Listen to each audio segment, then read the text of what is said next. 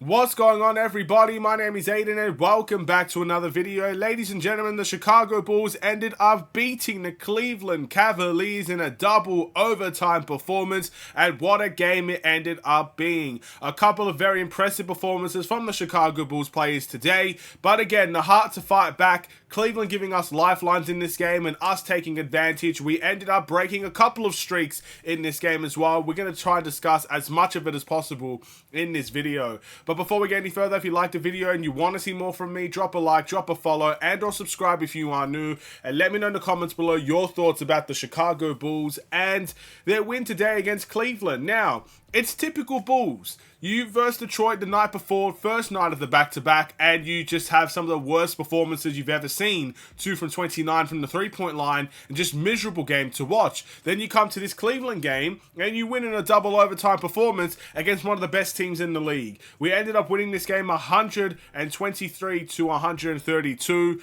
and again, there's so many stats that I find crazy. First and foremost, the Bulls had over 70 rebounds in this game.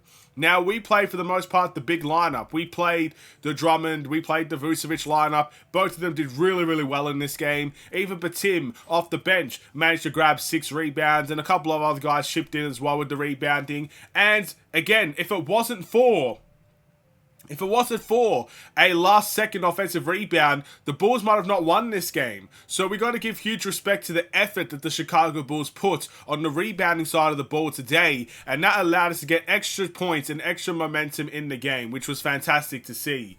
But also, just incredible stuff from a couple of debutants today. Well, only one debutant technically, and it's technically not even a debutant, but I'm going to classify this as his breakout game, as Onuralp Batum today, off of our bench, was absolutely fantastic. And again, there might not be many chances I get to talk about this player, so I really want to emphasize how well he did for the Chicago Bulls today. He had 10 points and 6 rebounds in pretty much his first significant period of action for the Bulls. He scored all of his threes, he managed to only miss one shot on the night, and again, he came up with some clutch rebounds, some effort rebounds, some athletic rebounds as well from him. It was fantastic to see. It was such a joy to watch. But also, there were a lot of guys that had double-doubles today, and that is something we're going to take into consideration as well. Again, look at this. DeMar DeRozan, 35 points and 10 rebounds today. Granted, really poor efficiency-wise. Nikola Vucevic, 24 points and 13 rebounds today. Granted, not the best efficiency-wise. Andre Drummond, 17 points and 26 rebounds today. That's double-double. Again, very efficient, 66% for Andre Drummond, and he was big in the second overtime. And then we got Kobe White, 14 points and 12 rebounds. Kobe White struggled from the field today, but again, he did exactly what I wanted him to do in this game, and that was find a way to make an impact outside of scoring. So getting 12 assists, fantastic from Kobe White. So it seems like everybody contributed in this game, and you could definitely tell the team effort was there.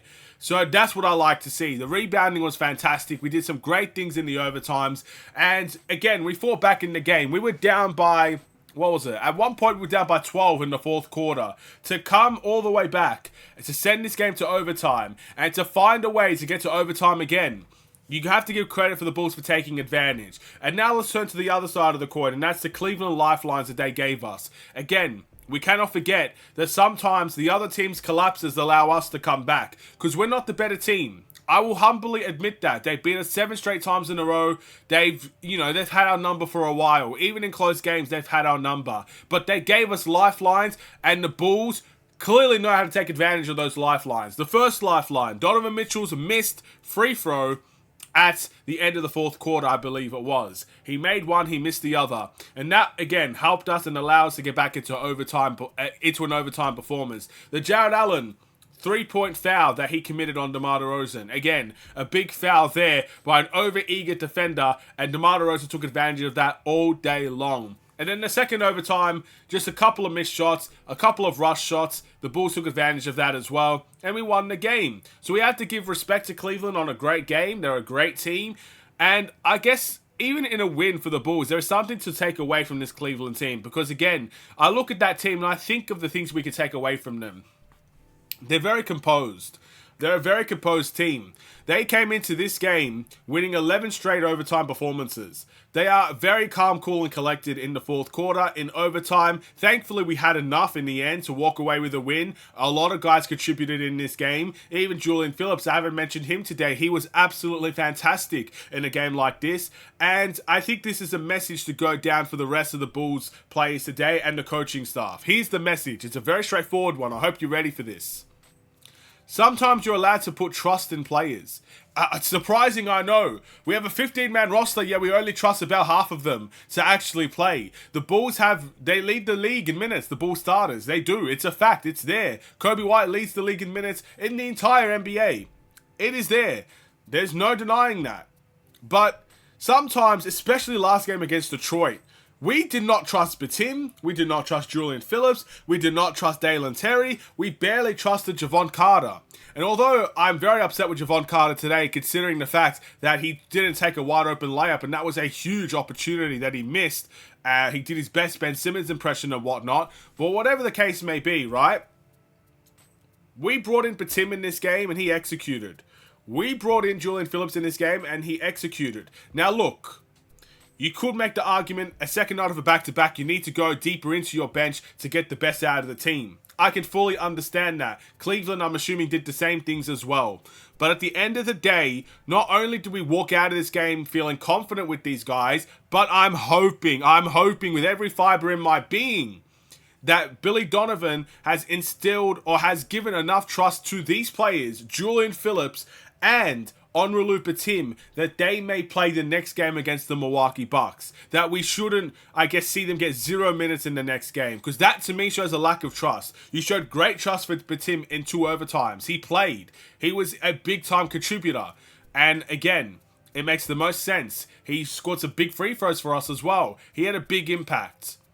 But all of that means nothing if you're going to waste it away and not play him in the next game against Milwaukee. This was your buyout option. This was the guy that you signed. For 3 straight games before this, we saw nothing of him. Now it's time to see something of him. Now it's time to give him your trust. Give him the faith and let him try to execute for this Bulls team. It wasn't perfect. Sometimes Batim was in the wrong places, in my opinion. He positioned himself wrongly on the court.